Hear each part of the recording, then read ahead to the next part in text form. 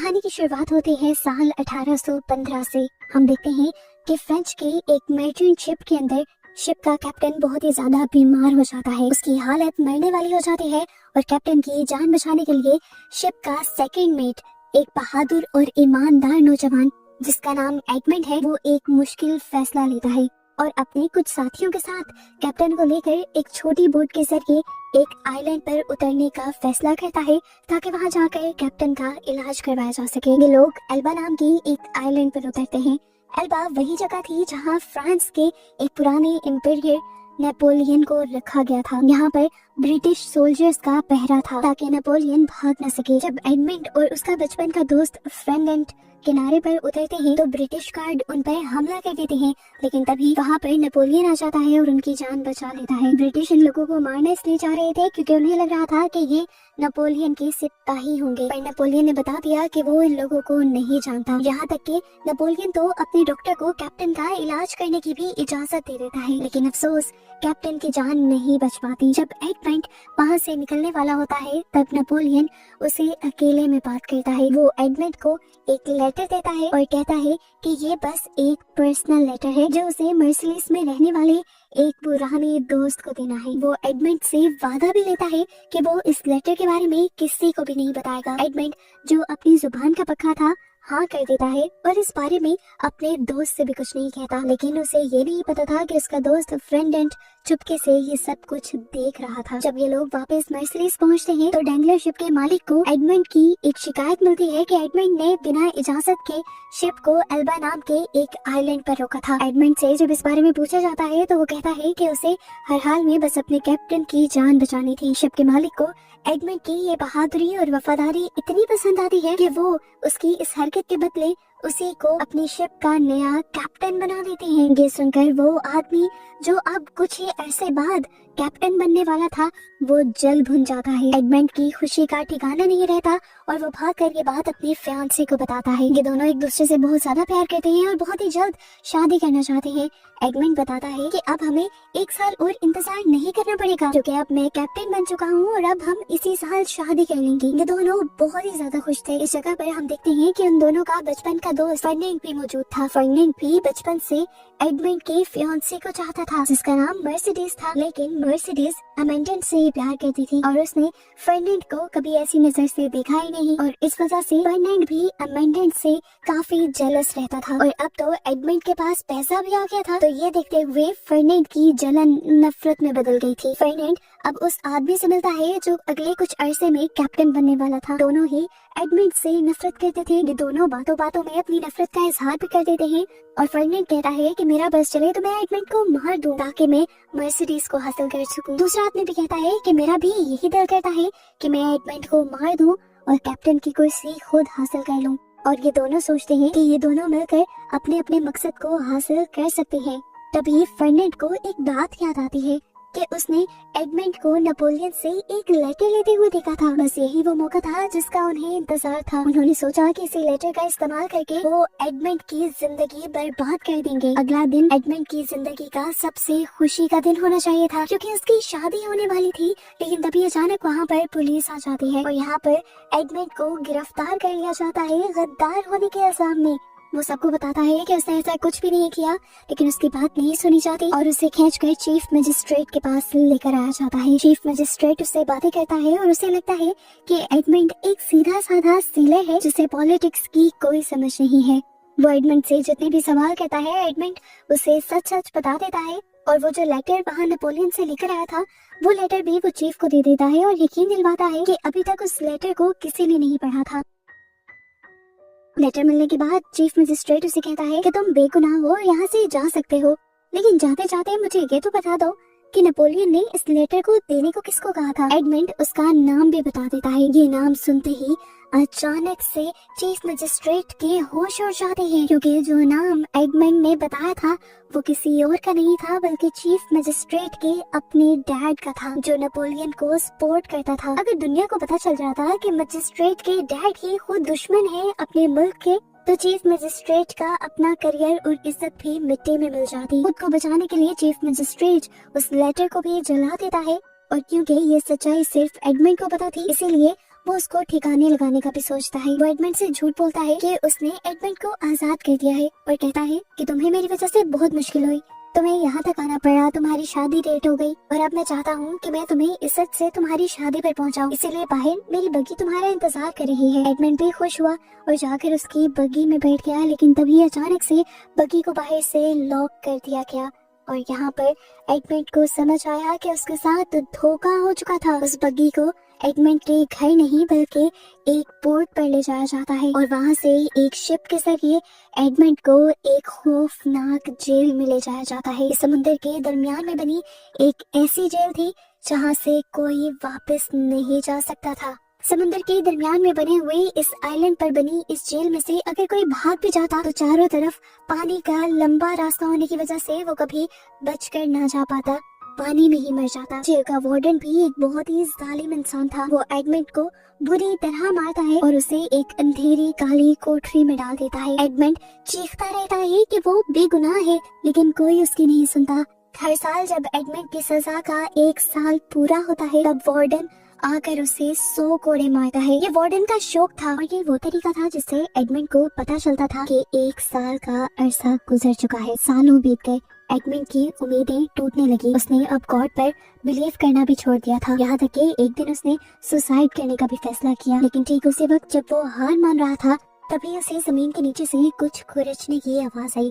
अचानक उसके सर की जमीन फटने लगी और वहाँ से एक आदमी बाहर निकला। वो एक और कैदी था, बहुत ही ज्यादा बूढ़ा। इस आदमी का नाम एब फारिया था। फारिया पिछले 5 साल से एक सुरंग खोद रहा था भागने के लिए, लेकिन गलती से उसने गलत डायरेक्शन में एक सुरंग खोदी थी, जिसकी वजह से वो एडमंड के सेल में निकला था। लेकिन ये गलती उन दोनों के लिए ही अच्छी साबित होती है, क्योंकि एडमंड को सालों बाद यहाँ पर एक दोस्त मिल जाता है और फारिया को अपने साथ एक साथी। फारिया एक बहुत ही अच्छा तलवारबाज भी था और साथ ही साथ उसे दुनिया और पॉलिटिक्स के बारे में बहुत कुछ पता था।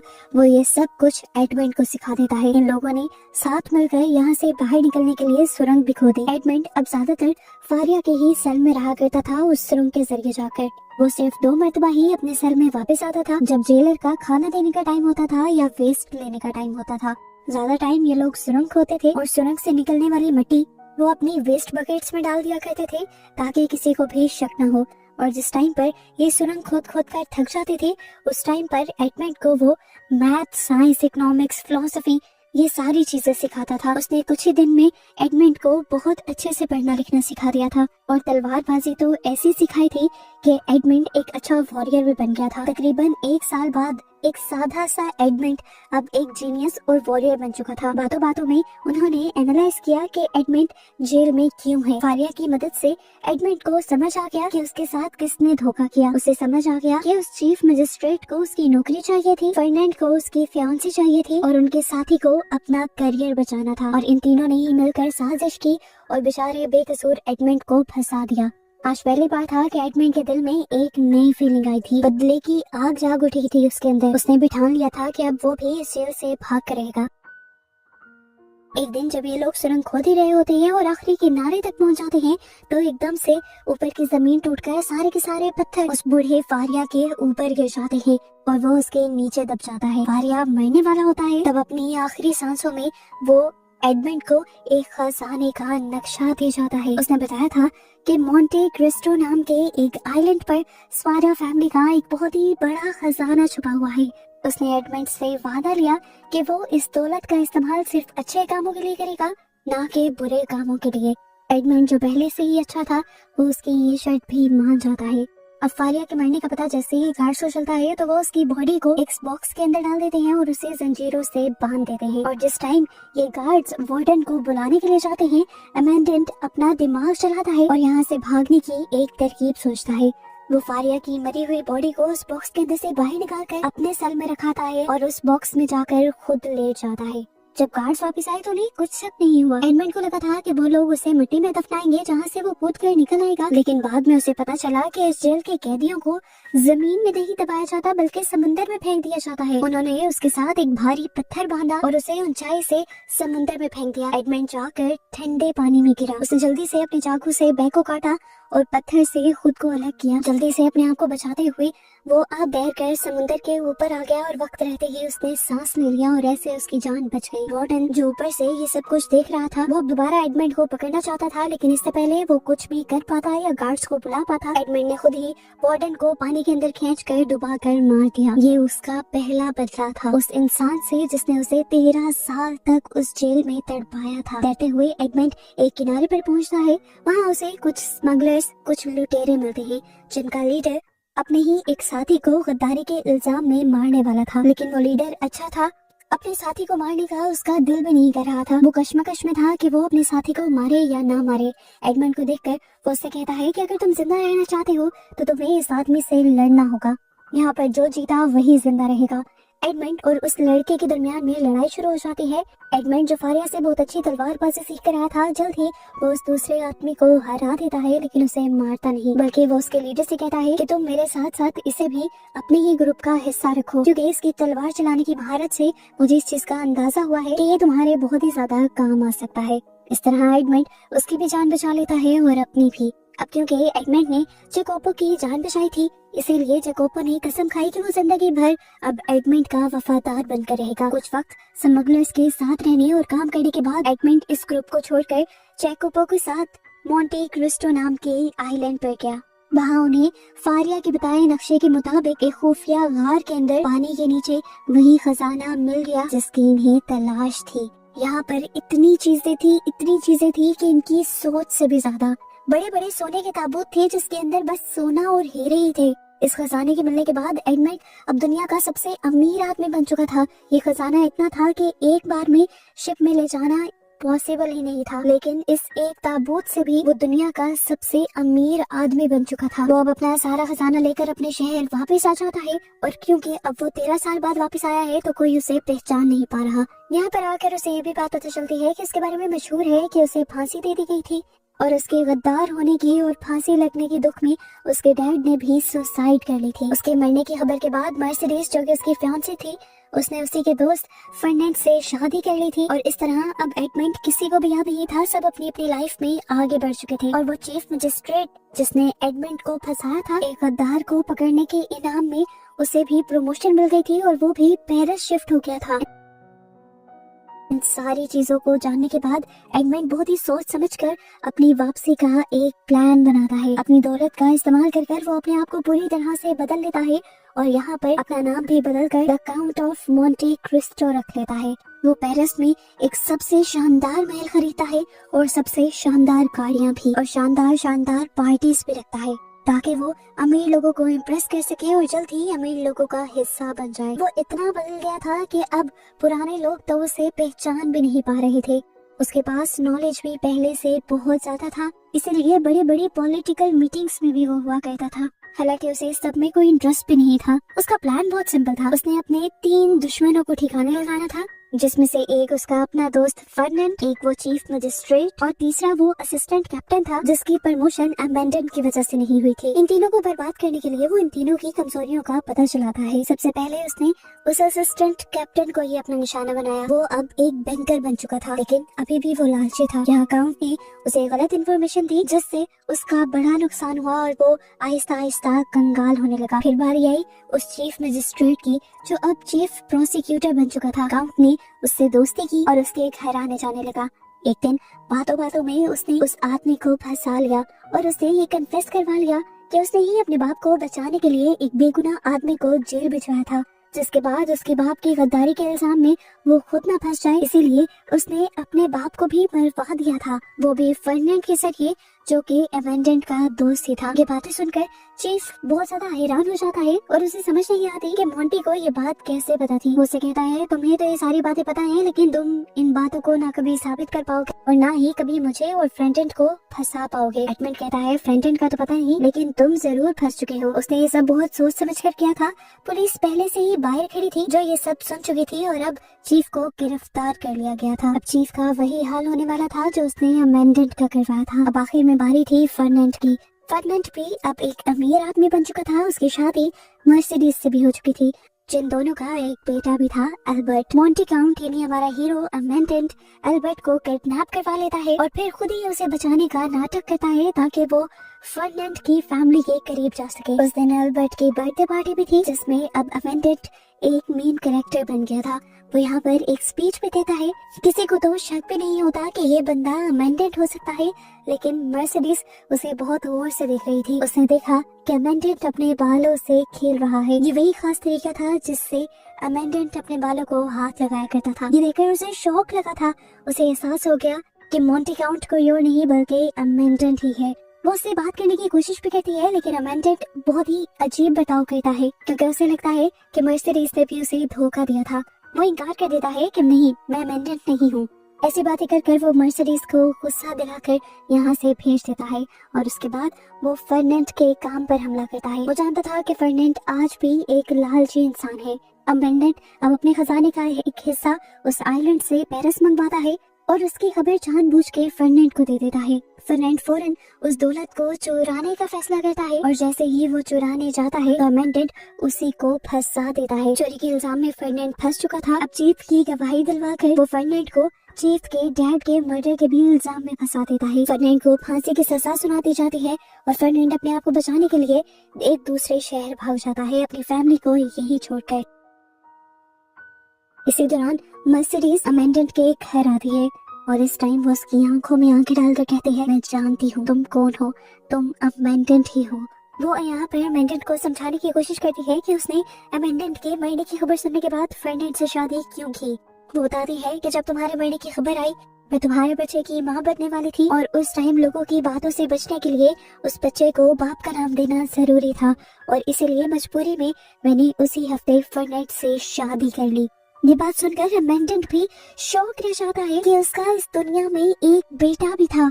एल्बर्ट फर्डिनेंड का नहीं बल्कि अमेंडेंट का बेटा था और उसे ये जानकर दुख होता है क्योंकि उसने अपने बदले की आंख में कई मर्तबा अपने बेटे को भी नुकसान पहुंचाने की कोशिश की थी। इधर सीन कट होकर दिखाया जाता है कि फर्डिनेंड भी अब उसी सीक्रेट जगह पर पहुंचता है जहां से अमेंडेंट को खजाना मिला था।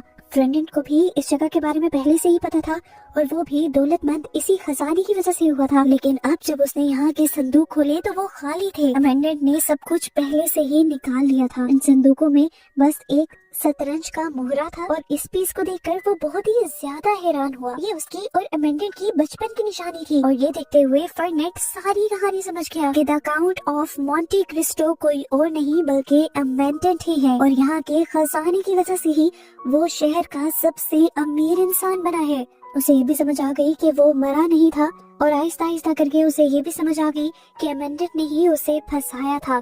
इससे पहले कि अब वो जाकर अपने दोस्त से बदला ले पाता, अमेंडेंट खुद ही यहाँ पर आ जाता है। फर्डिनेंड जो इस टाइम गुस्से में था वो तलवार उठा लेता है क्योंकि वो ये बात नहीं जानता कि अमेंडेंट ने भी अब अच्छी तलवारबाजी सीख ली है। इन दोनों के दरमियान में अच्छी खासी लड़ाई होती है और इस दौरान यहाँ पर एल्बर्ट भी आ जाता है। वो क्योंकि फर्डिनेंड को अपना बात समझता था तो उसे बचाना चाहता था, इसीलिए वो भी अमेंडेंट के खिलाफ लड़ना शुरू कर देता है और ठीक वक्त पर यहाँ पर मर्सिडीज भी आ जाती है जो एल्बर्ट से कहती है, एल्बर्ट रुक जाओ, तुम जिसे मार रहे हो वो कोई और नहीं तुम्हारा बाप है। हाँ, तुम्हारा बाप फर्डिनेंड नहीं बल्कि अमेंडेंट तुम्हारा बाप है। ये बात सुनकर एल्बर्ट और फर्डिनेंड दोनों ही टूट जाते हैं। ये वो टाइम था जब फर्डिनेंड को एहसास होता है कि उसने सिर्फ अपनी दौलत और इज्जत ही नहीं बल्कि अब अपना सब कुछ खो दिया था। उसके हाथ से उसके पैसे चले गए थे, उसकी वाइफ चली गई थी और वो बेटा जिसे उसने बहुत प्यार से पाला था वो भी उसका नहीं था। जो चीजें उसने किसी वक्त में अमेंडेंट से छीनी थी वो सब कुछ दोबारा अमेंडेंट की झोली में जा गिरा था। उससे और नफरत में वो बंदूक निकाल देता है अमेंडेंट को मारने के लिए, लेकिन ठीक वक्त पर अमेंडेंट को बचाने के लिए मर्सिडीज उसके सामने आ जाती है और गोली मर्सिडीज के कंधे पर लग जाती है। उसकी बंदूक में एक ही गोली थी, दूसरी गोली वो अमेंडेंट पर चला नहीं पाता, लेकिन यहाँ अमेंडेंट मर्सिडीज को मरता हुआ देखकर और भी ज्यादा गुस्से में आ जाता है और वो अपनी तलवार निकालकर एक ही वार में अब फर्डिनेंड का किस्सा ही खत्म कर देता है। जिसके बाद कहानी के पोस्ट क्रेडिट सीन में हमें ये दिखाया जाता है कि मर्सिडीज की जान बच गई थी। आखिरकार अमेंडेंट ने अपने दुश्मनों को भी हरा दिया था और अब उसे अपनी लाइफ में इंसाफ मिल चुका था। उसे यहाँ पर फारिया की बात याद आती है कि जो गॉड पर बिलीव रखते हैं, गॉड उन्हें इंसाफ जरूर दिलाता है और उसे भी इंसाफ मिल चुका था। उसके पास इस टाइम जो सारी दौलत थी, उसने उसको भी इंसानों की भलाई के लिए इस्तेमाल करने का फैसला किया था, क्योंकि उसने वादा किया था फारिया से ऐसा करने का। अब इस टाइम उसके पास अपनी फैमिली भी थी, पैसा भी था और अपना कारोबार भी। आखिरकार उसकी फैमिली को खुश दिखाते हुए ये कहानी यहाँ खत्म हो जाती है।